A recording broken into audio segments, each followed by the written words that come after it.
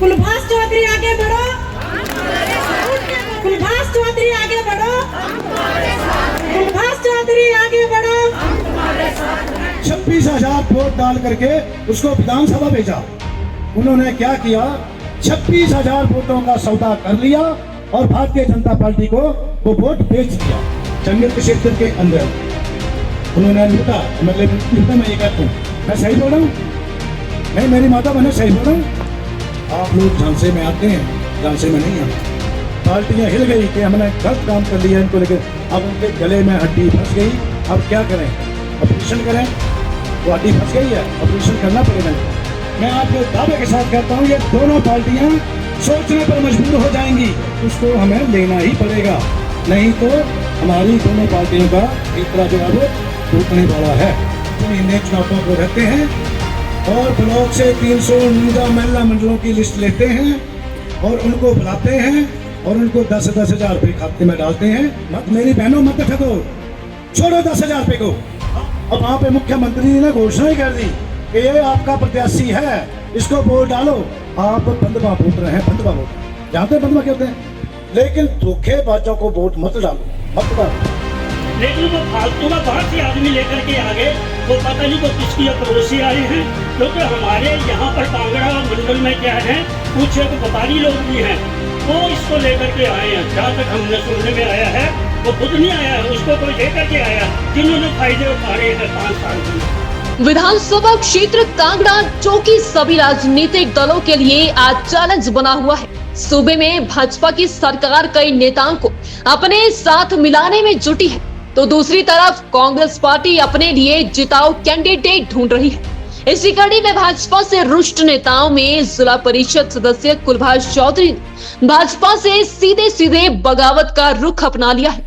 अब कुलभाष चौधरी विधानसभा क्षेत्र कांगड़ा की हर पंचायत में जाकर अपने लिए न्याय की गुहार लगा रहे हैं। जो वोटा पाइया, हम जो कौन लोग का बात पाइया, कांग्रेस आई पाइया, बसपा ने भी पाइया, बीजेपी वाले पाइया, कलेक्टर बनाते पार्टियां, ये जिला परिषद चेयरमैन बने बीजेपी का वोट पाए थे ना। रमेश बाजू चेयरमैन को नहीं बनाया, अहाँ बनाई, अरे वोटा बनाई तो पार्टी वही बोले बनाई जी, बीजेपी रे आई यारे, मंत्री आई यारे, ये मेरा बीजेपी का झंडा बुला, उसका क्या विश्वास करना, वो भारतीय जनता पार्टी में भी आए और फिर वोट लेके उनको भी बेचकर वहां चला जाए। आप मेरी बात से सहमत है? इससे क्यों मेरी बहन सहमत है? उसका क्या ताना बाना मैं आपको बताता हूँ। आप लोग झांसे में आते हैं, झांसे में नहीं आते। मैं किसी भी पार्टी के ऊपर अटैक नहीं करता हूँ, लेकिन मैं पार्टी को भी कहता हूँ कि ऐसे व्यक्तियों को अपनी पार्टी में क्यों शामिल कर रहे हैं। हम लोग क्या रहे, 93 से हमें क्या रखा है, झंडा उठाओ, डंडा उठाओ, दरी उठाओ, कुर्सी उठाओ और महिला को इकट्ठा करो, नारे लगाओ, मुख्यमंत्री जिंदाबाद, पुराना जिंदाबाद। आपने देखा होगा पहले उनके न्याय मंच के पोस्टर पर भाजपा शीर्ष नेतृत्व नेताओं के चेहरे झलक रहे थे, लेकिन अब वह पोस्टरों से गायब हो गई। नजर आ रहा है तो कुलभाष का अपने लिए न्याय मंच। इसी के चलते कुलभाष चौधरी ने पूरे जोश के साथ आज विधानसभा कांगड़ा के क्षेत्र तकीपुर के माता के बाग में अपना न्याय मंच सजाया और चंगर की जनता से अपने लिए न्याय मांगा। 26,000 वोट डाल करके उसको विधानसभा भेजा। उन्होंने क्या किया, 26,000 वोटों का सौदा कर लिया और भारतीय जनता पार्टी को वो वोट बेच दिया। चंगर के क्षेत्र के अंदर उन्होंने लूटा। मतलब लूटा, मैं ये कहता हूँ, मैं सही बोल रहा हूँ? नहीं, मेरी माता मैंने सही बोल रहा हूँ? आप लोग झांसे में आते हैं, झांसे में नहीं आते। उन्होंने सीधे सीधे विधायक पवन काजल को आईना दिखाते हुए कहा कि उन्होंने चंगर क्षेत्र के 26,000 वोटों का सौदा भाजपा पार्टी से कर चंगर क्षेत्र की जनता की भावनाओं को ठेस पहुंचाई है।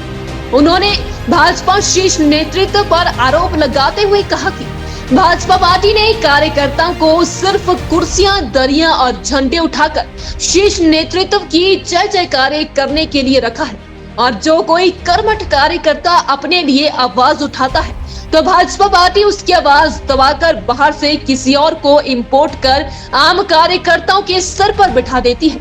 उन्होंने न्याय के मंच से कहा कि उन्होंने अपना सारा जीवन भाजपा पार्टी के लिए समर्पित किया, लेकिन आखिर में उन्हें मिला तो सिर्फ अन्याय। इसलिए आज मैं जनता से अपने लिए न्याय मांग रहा हूँ। उन्होंने विधायक पवन काजल को दल बदलू शब्द से संबोधित करते हुए कहा कि जैसे ही चुनाव नजदीक आते हैं वैसे विधायक पवन काजल महिला मंडलों की लिस्ट लेकर उन्हें 10,000 रुपए की राशि देकर भ्रमित करते हैं, जबकि आज बात होनी चाहिए तो सिर्फ शिक्षा, स्वास्थ्य, रोजगार और अन्य मूलभूत सुविधाओं की, जो कि ना के बराबर है। पता नहीं चलना कब किस न किधर चल जाना है। वो बीजेपी में आए, हमने स्वागत किया, बड़ी पार्टी है, विश्व की बड़ी पार्टी है। 1 महीना रह गया चुनावों को, तो जो कांग्रेस ने अपने जिताकर भेजा वो भी आ गया, फिर कांग्रेस के बाद पीछे कैंडिडेट नहीं रहा। अब लड़ाई यहाँ पे हो गई कि दोनों पार्टियों की कि क्या करें। अब वहाँ पे मुख्यमंत्री ने घोषणा ही कर दी कि ये आपका प्रत्याशी है, इसको वोट डालो। आप बंदवा वोट रहे हैं, बंदवा वोट जानते हैं, बंदवा कहते हैं। आओ सभी का मान सम्मान करो, लेकिन धोखेबाजों को वोट मत डालो, मत डालो। बीजेपी में गए तो वो भी, कांग्रेस में गए तो वो भी, हम लोग तो ऐसे ही हैं, घूमते रहेंगे।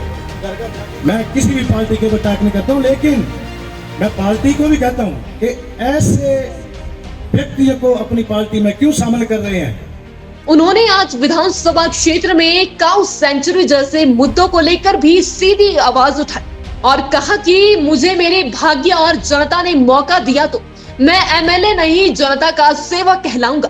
आज कांगड़ा की राजनीति में कुलभाष चौधरी का शोर हल चुका है। जहां जहां कुलभाष चौधरी का न्याय मंच सज रहा है, वहां पर उन्हें लोगों का भारी समर्थन मिल रहा है। कुलभाष चौधरी कांगड़ा की राजनीति में अपनी पकड़ तेजी से बनाए हुए हैं और अपने लिए न्याय मांगने की रफ्तार को दिन प्रतिदिन बढ़ा रही है।